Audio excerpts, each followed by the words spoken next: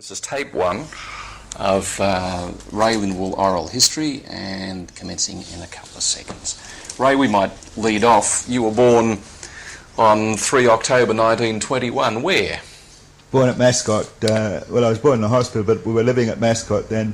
I lived there until I was 2 years of age. Yeah, and then shifted. We shifted then to Hurstville, where I lived until 1953, which I was about 32 then. Right. And what are your early recollections of those years in Hudson Street? Well, my recollections, I think it was the greatest time of my life. I lived there from the age of 2, which I don't remember, until I was about 32. So most of my young life was spent there, and I had 3 sisters and a brother, and we did everything we were allowed to do those days.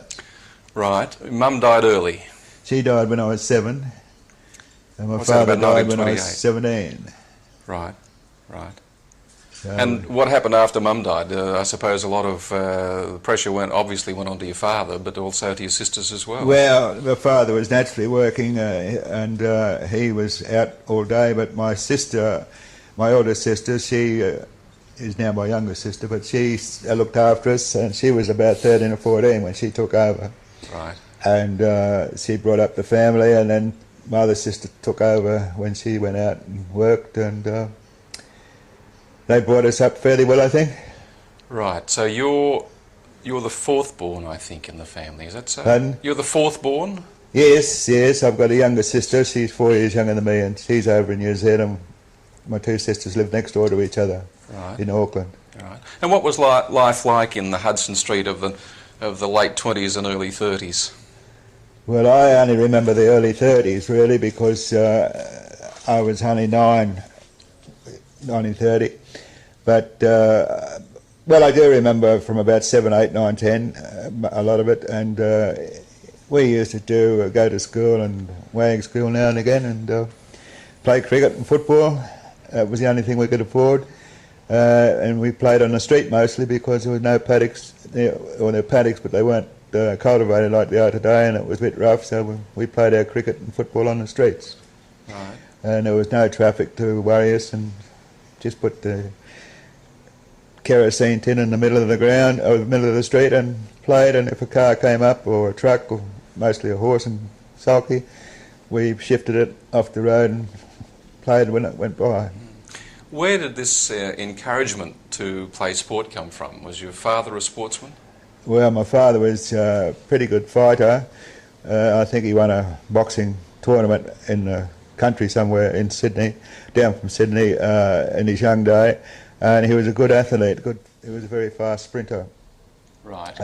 My uncle was a good cricketer. He played for a team against England in New Zealand, but not a representative side, but he played against England for a New Zealand side, and he must have been all right, but he used to come up to our place and play cricket a lot in the backyard, and he showed me a little bit, but we were always keen on sport, mostly cricket and football only. No golf course those days. You couldn't afford the golf sticks or the tennis racket. Yeah. And what was it that pushed you on to sort of play sport all the time? I was talking to your brother Jack, and he said that you were not the ringleader so much, but you were always sort of pushing him to be involved in sport. That you were always the one to say, "Hey, let's get a bat and ball and let's go out and play." What was it? Well, possibly I was doing that, but he was very keen. He was a very good sportsman. He was a good runner, good cricketer, and a good footballer. And he was nearly 3 years older than me, 2 years 9 months, and all I played with was his friends, and that probably helped me a lot because they were 2 years older than I were, 2 and 3 years and 4 years older, and more. And I think they were all pretty good sportsmen because that's all you had to do those days. One street played another street in a sort of a competition, and you had to be good to get in a street team. And so naturally, the better you were, you got a more chance of getting in, so you tried harder. But we used to practice every morning. We used to go up at 6 o'clock and go out and practice till 8 o'clock, then go to school. And at school, we practiced cricket during the lunch hour and tea breaks. And after school, we'd come home and play cricket across the street again after we did the messages. But same with football. We were football and cricket mad, I should imagine, and we used to play the opposite next street, and we were Hudson Street and they were the Avenue, and they had a pretty good team, but we were better. Right. And how did you learn to play the game? How did you learn to play football? How did you learn to play cricket? Did you have the chance to see other players, really good players, grade cricketers, grade footballers? Well, yes, we did. We went up and watched the first graders and the second graders play at Hurstville Oval, which was about 2 or 3 miles away from our place. We used to go up there every weekend and watch them play. When I grew up a little bit, to about 10 or 11, I used to go up and field for them when they were practising at cricket, and I had a few good tips from the good players there. Like Bill Ives was the first captain I met up there for St George, and he let me bowl now and again, because the only reason he let me bowl was when they got tired they had no one to bowl bat against, so they gave me a bowl. And as a result they gave me a few tips, and that helped a lot. Then later on, of course, before that we had Don Bradman played for St George, and I used to go up and watch him play, and I even tapped him on the back once, and I don't think my hand was the one that had the big mark on his back when he got a century, but he used to get a century nearly every match, and it was good to watch. And I didn't know him, of course. I was only 9 or 10, and he left St George, and I was very fortunate. Bill O'Reilly came to St George in 1935 or 34, and I joined St George in about 1936, 37.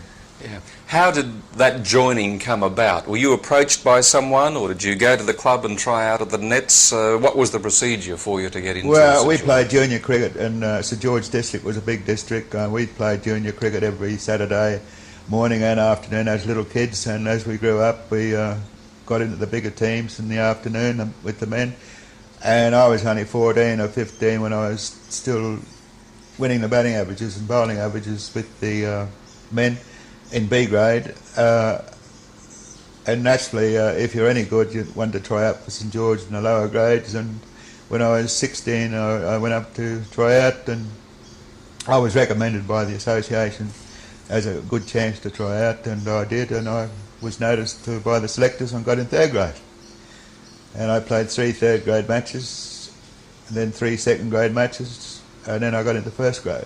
And all in the one season? All in the one season. That was when I was 16, and I played 1st grade when I was 16 in cricket. And also football. When I was 16 I played 2 games 1st grade for the club, when our full-back went and played the state matches. You must have developed fairly quickly, did you, physically? Well, no, I was, yes, I suppose I was fit, but I was small. I was only small to start with, and I was small all my life, I reckon, except when I had a bad period of a bad back in 1949-50. I had a bad back and couldn't train, and I got a bit overweight then, and it took a long while to get it off. But mostly I was slim, at about 10 stone something, well 9 stone when I was a kid, but I got up to about 11 stone 2 when I was playing football and cricket with the St George Club in 1936, 37, 38. Yeah. Well, I think it was 38 I played. So in a way you were, somebody has described you as a natural sportsman, because you made it to that very high level in both football and cricket at a very young age, really, because 16 is young, isn't it? You don't see that happen too often these days. Well, I was very fortunate. I played with the junior competition with St George was a good association with the cricket and football, and I had good coaches, and we were very fortunate. We always played with a good team, and then I was lucky. I went to school until I was 18, and we had terrific opportunities at school to play cricket. Tell me about the school days. Well, you don't want to hear about my lessons. Oh, I'm quite happy to hear what. But I was just average as a schoolboy, I should imagine. But at sport, I was fairly good. My brother was really good, and I had to follow his example. He was 2.5 years older, 3 years older than me, as I said before, and naturally, he was a much better player than I was at his age. And I had to follow his records, and as a result, I tried harder, and I did all right. And we had a good team. Well, we went to Cogra Morris Brothers first, and we had a very good side and well coached, and I was mostly captain when I was playing in all different teams, and we did very well. And then I went to Darlinghurst and we did very well there, and last 2 years I was captain there. We won the competitions there, football and cricket. So I was very fortunate we had a good side to play with, and it's easier to play with a good side than it is with a bad side. Did you get any encouragement at all? Any special encouragement from the Maris brothers? Or anybody else there at that stage? Well, it's like now they used to send their star players down from the first grade and second grade and to coach you now and again, and we had some good coaches, but I forget some of the names, but apart from Harry Feet was a St George fast bowler when I went into try out, and he coached me a little bit, and of course Bill O'Reilly was main coach, and when I was 16 I took one in the team. He was my captain for the next 10 years or so I was very fortunate. Yeah.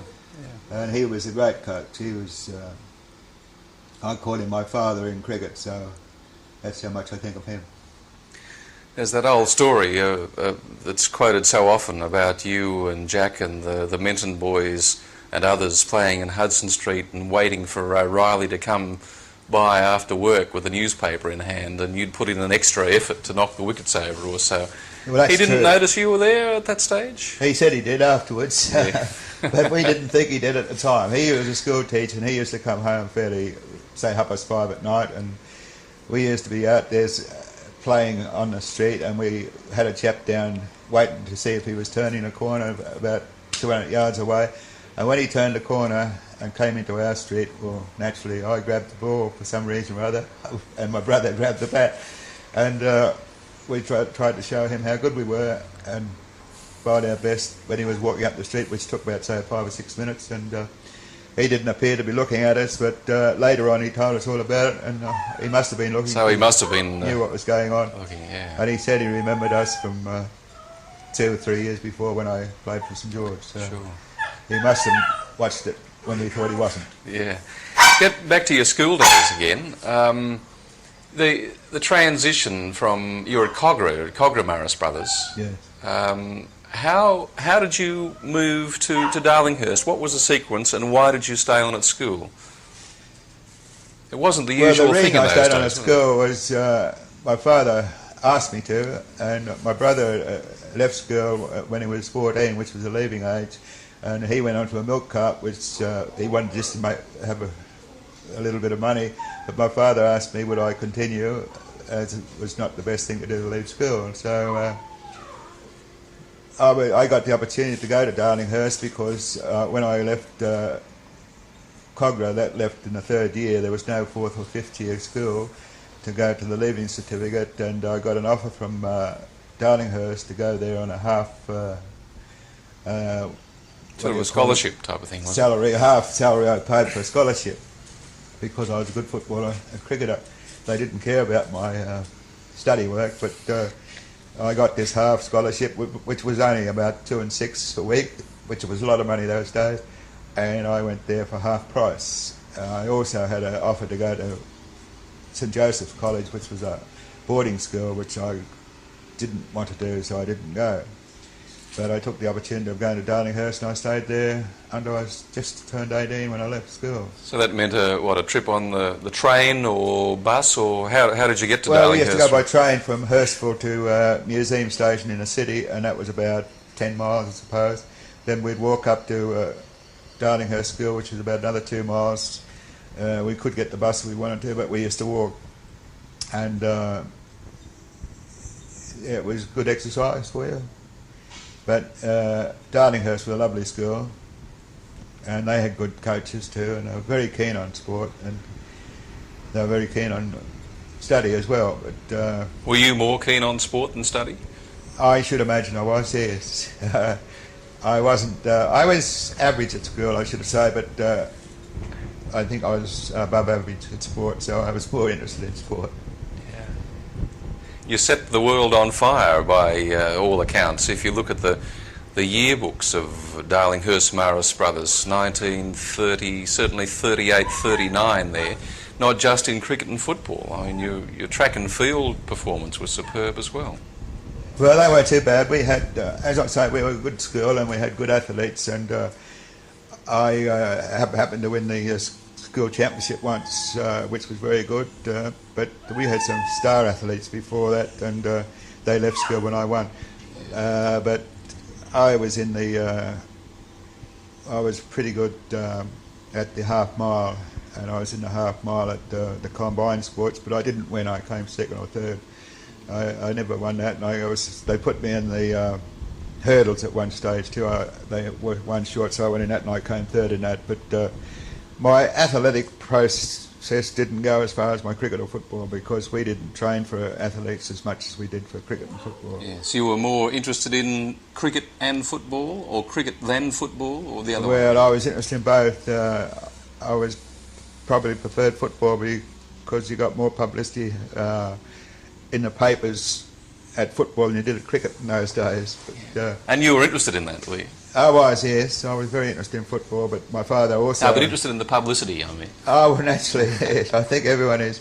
When you get your name in the paper for the first time, I think it's... I think you still get that cut. I still have that cutting somewhere.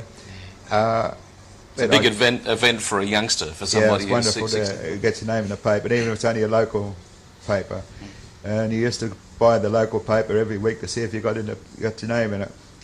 But I suppose I was very interested in football as well as cricket, but my father asked me to give up football when I was 19. No, sorry, I was 18.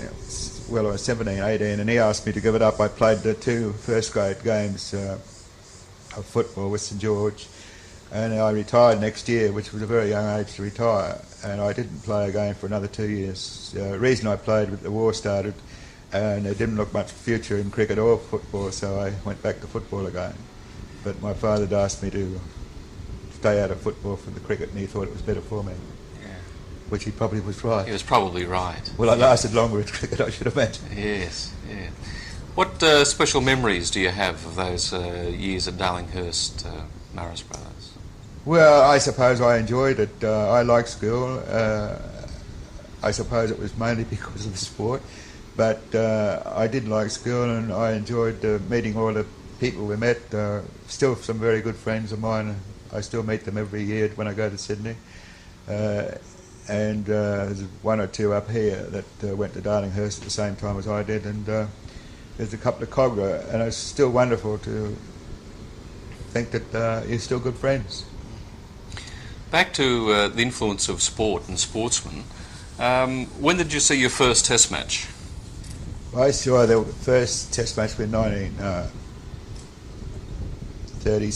Well, Larwood's Test 1932 at the Sydney Cricket Ground, and that one went to Saturday when McCabe was 100 not out, and he got 187. I saw the 87 he got. He was about 120 not out, and he got the last 67, and he batted beautifully. And I saw Larwood bowl for the first time in my life, and it made a big impression on you? Well, I think so. I was a fast bowler then in my young day, and I was very keen to see him, and I probably noticed, I'm not sure, but he had a good rhythm, and I think that that's probably where I worked on my rhythm and got it better. Did you consciously try to copy him, as most well, boys do? I don't know now. I think I constantly try to copy a rhythm like he had, and I should imagine it was his because he was the most famous bowler in the world at the time, and still is probably.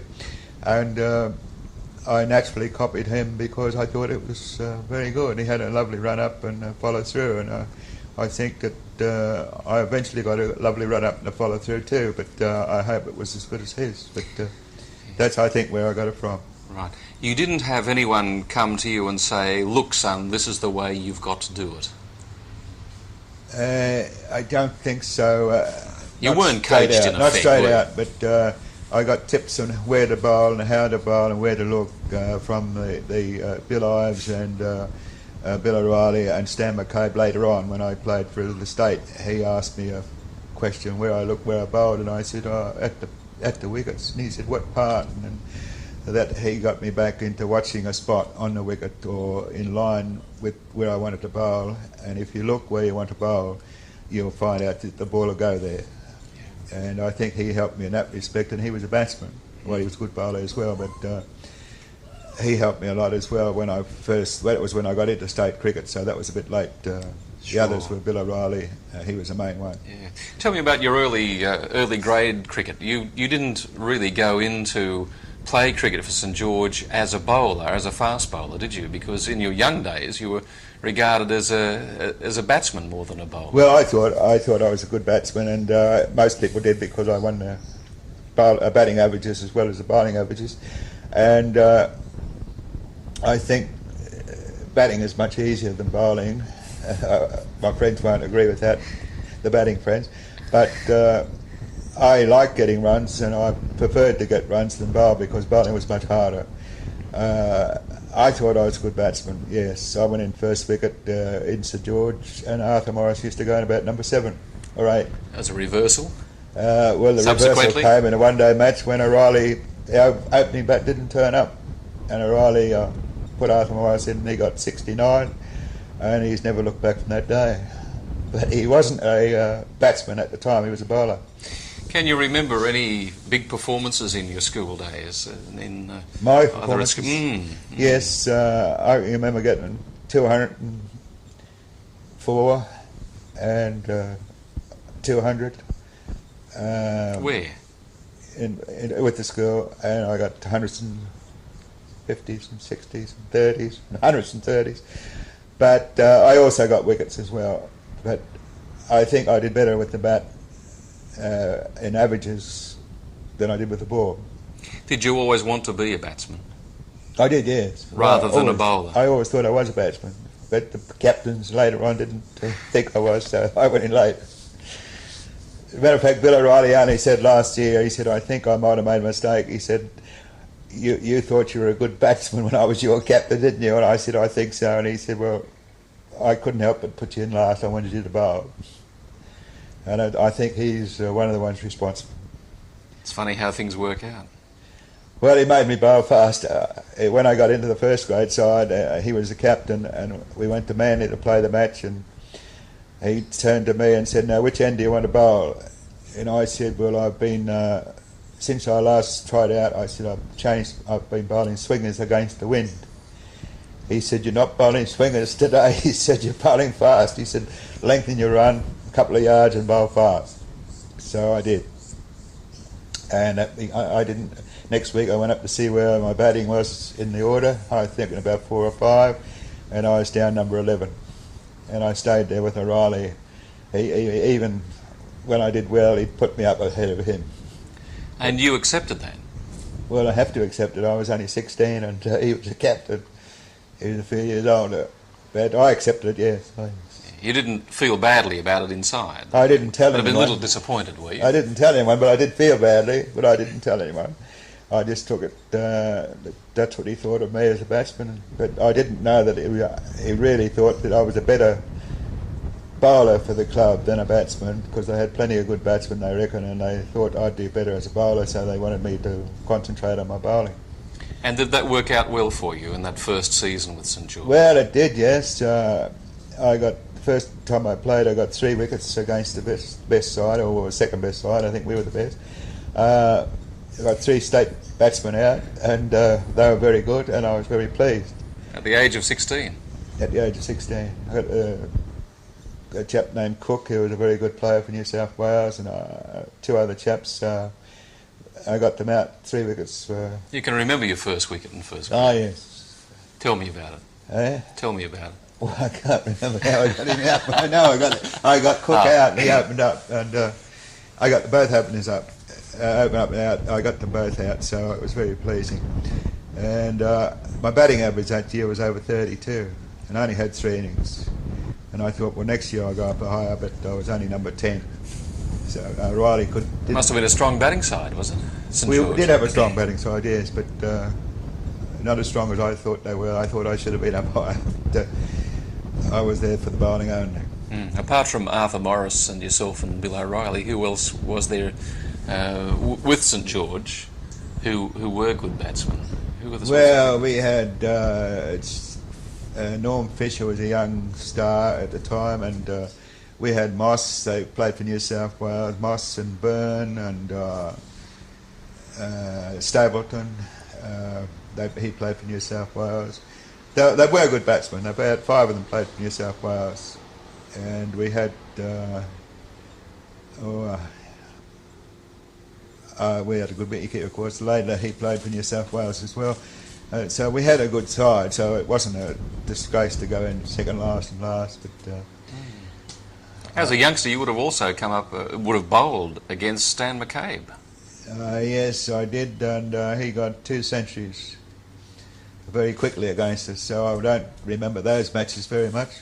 I remember him playing a shot off a short pitch ball rising over the top of the wicket and hit me about past point before off the back foot, so I didn't give me too many of those. He was a great batsman, of course, and he hit me 2 in a row off the back foot, so I didn't give him any more.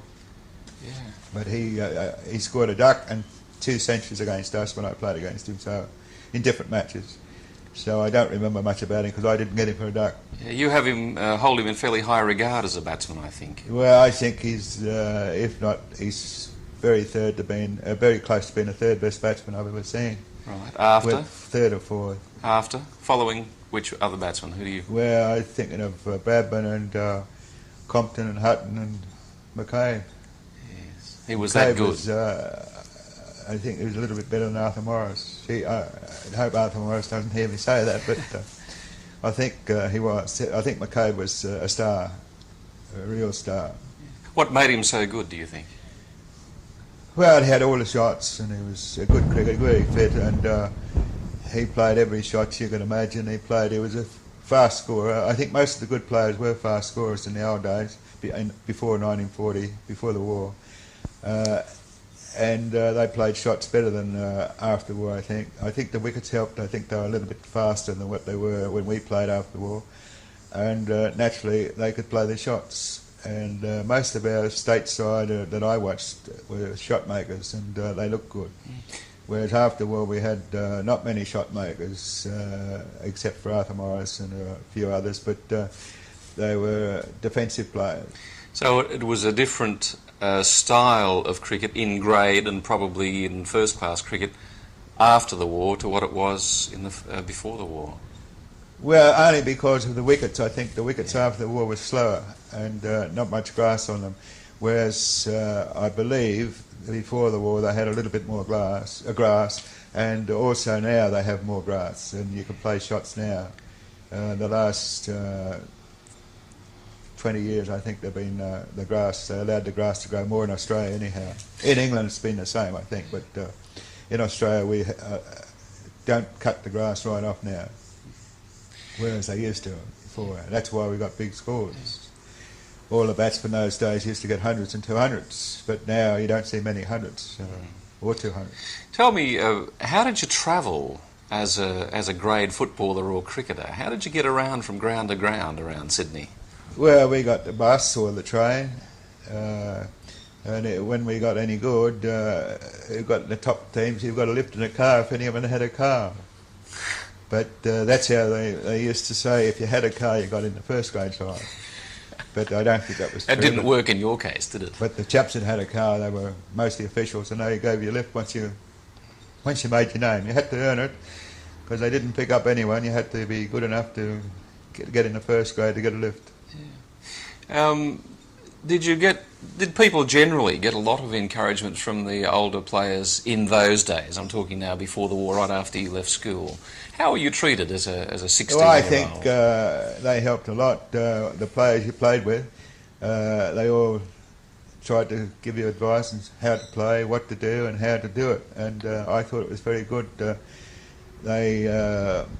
Well, we used to get lectures in those days. Later on, when we got in the state side, which was about 1941, I got in the state side, we got a lecture before we went away, how to behave, how to dress, how to eat with a knife and fork and spoon, and how to behave naturally, not go out at night, and not to, well, we didn't drink those days, not to play up and all that. And the advice was very good, and the thought was if you did play up, you wouldn't get in the team, so you naturally didn't play up. But I don't think they give you a lecture now. You just have to know that from your club. I think the clubs help a lot still. Maybe from what I hear about the star players, they don't give as much advice as we used to in our day. I think we used to help the younger players from 1948 upwards, or 46 upwards. Well, I wasn't a star then, but when I became what I thought a star, we helped the younger players coming up, and we coached them. And I think we did a lot of good for them, and with our experience. And I don't know now whether they do it, because I've heard that they don't. So therefore, they might be because there's money in the game that they don't help each other. Yes, haven't got time, and professional jealousy probably comes in. Well, I probably have to keep your own place in the side. I coached a young chap that took my place in a test match. That was Crawford, the fast bowler, and he took my place in a test match in England on the 1953 tour. 56. Huh? 56. 56, was it? I'm sorry. No, I thought he was younger. 56. Well, we're coming to the end of this, so I think we might end the first tape here and give you a chance to get your breath back. And Oh, good. you might Thank like you. it.